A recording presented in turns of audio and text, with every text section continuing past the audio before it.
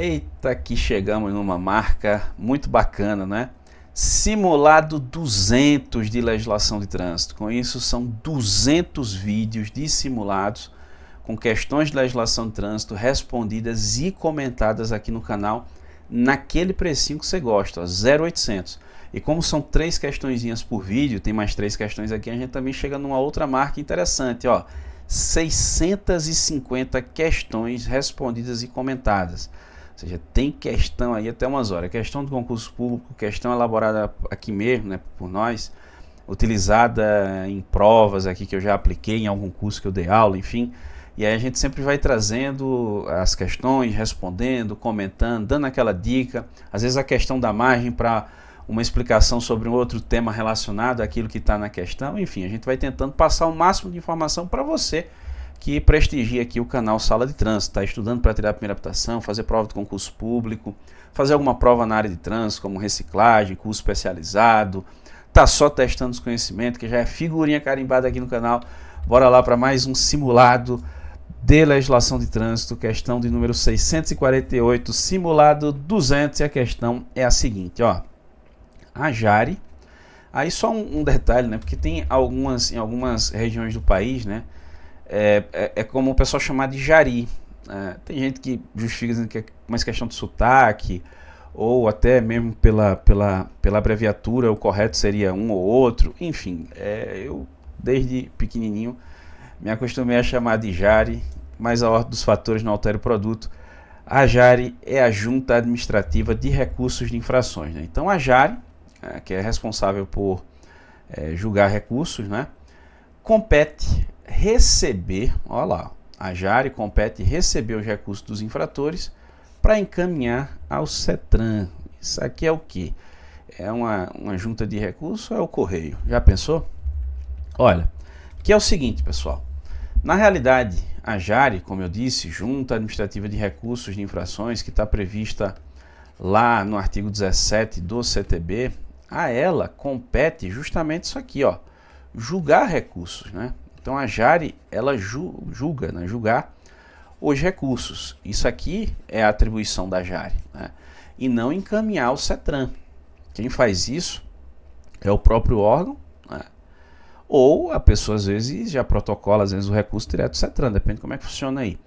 Mas não é uma tarefa da Jari julgar, encaminhar recursos para o CETRAN, não tem nada a ver, tá certo? Por isso que essa primeira questão aqui, ela está errada, não é uma atribuição da Jari. A Jari julga recurso, ela não é responsável por fazer esse papel de encaminhar para o CETRAN.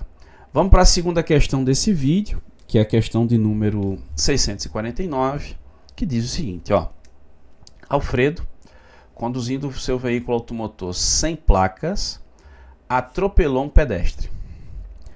Alessandro, espera aí que tem mais de uma pessoa, deixa eu destacar aqui. Alessandro, dirigindo um veículo de categoria diversa das que sua categoria de habilitação permitia, causou lesão corporal culposa em um transeunte ao atingi-lo. Olha lá. Nessas situações, as penas impostas a Alfredo e a Alessandro serão agravadas, devendo o juiz aplicar as penas básicas com especial atenção à culpabilidade e às circunstâncias e consequências do crime. Olha, aqui é o seguinte, vejam só. Nós temos, né, no caso de Alfredo e de Alessandro, ambos praticaram crime de lesão corporal, né? Atropelou um pedestre, mas o veículo estava sem placa, e Alessandro causou lesão corporal em um transeunte quando atingiu ele. Então, ambos aqui praticaram o crime de lesão corporal, tá certo? Esse crime, ele está previsto no artigo 303 do CTB e prevê pena de 6 meses a 2 anos de detenção, tá bom? Só tem um porém, ó. Nessa questão aqui de sem placa e com categoria diversa, isso aqui é o que a gente chama de agravante. São agravantes no cometimento dos crimes de trânsito. Essa parte dos crimes de trânsito, vocês vão encontrar no capítulo 19 do CTB, tá certo? E lá no capítulo 19, especificamente aqui, ó, no artigo 298 do CTB, nós temos justamente os chamados agravantes ou as agravantes dos crimes de trânsito. Então, quando ocorre um crime, estão presentes ali agravantes, situações, aqui são hipotéticas, claro, mas situações que são agravantes lá dos crimes de trânsito, como por exemplo, o veículo de categoria diferente, veículo sem placa, com placa falsa, adulterada, algum equipamento obrigatório tenha sido alterado, quando a atividade exige cuidados especiais, né? São algumas hipóteses ali que são consideradas agravantes, desde que não sejam condutas específicas, né? Ou ainda seja causa de aumento de pena.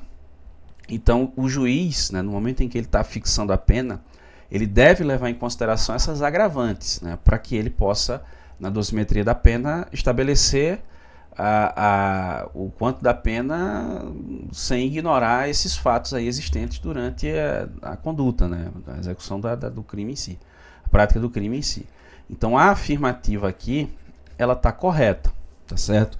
Porque de fato existem ali agravantes de crimes de trânsito que precisam ser observadas pelo juiz na hora de fixar a pena, com base lá no artigo 59 do Código Penal, enfim. E vamos lá para a terceira e última questão desse vídeo, que é a seguinte, ó. Júnior conduziu o veículo do seu pai quando foi abordado pela fiscalização de trânsito. Na abordagem, o agente da autoridade de trânsito constatou que o veículo não estava devidamente licenciado. Olha lá, temos uma infração aqui, viu? Por essa razão, foi lavrado o respectivo auto de infração, correto? Com multa de R$ 293,47, 7 pontos no prontuário de Júnior e a remoção do veículo. Ih, já peguei aí. Olha, aqui é o seguinte, viu, pessoal? Essa questão do licenciamento, o veículo não está devidamente licenciado, é infração prevista aqui no artigo 230, inciso 5 do CTB.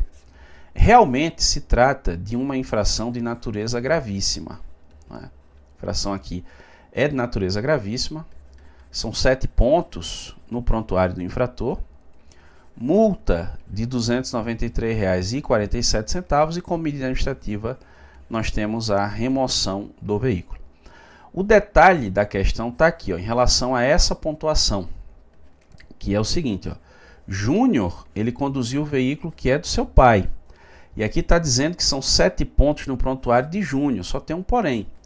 A pontuação dessa infração, de acordo com o artigo 257, parágrafo 2º do CTB, ela é de responsabilidade do proprietário do veículo, viu? E não do condutor, como está aí. Esse é o detalhe que está deixando a questão errada. O infrator aí é o proprietário, ou seja, o infrator aqui, ó, é o pai de Júnior e não Júnior.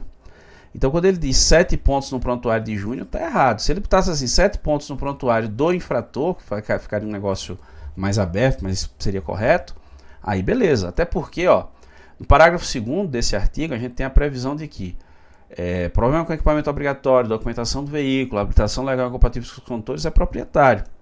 O parágrafo 3º, que traz a responsabilidade do condutor, ó, diz que os atos praticados na direção que são de responsabilidade do condutor.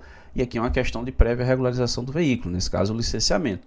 Então a infração de responsabilidade do proprietário. Esse é o detalhe aí que deixa a questão errada, ó, no detalhezinho, tá vendo?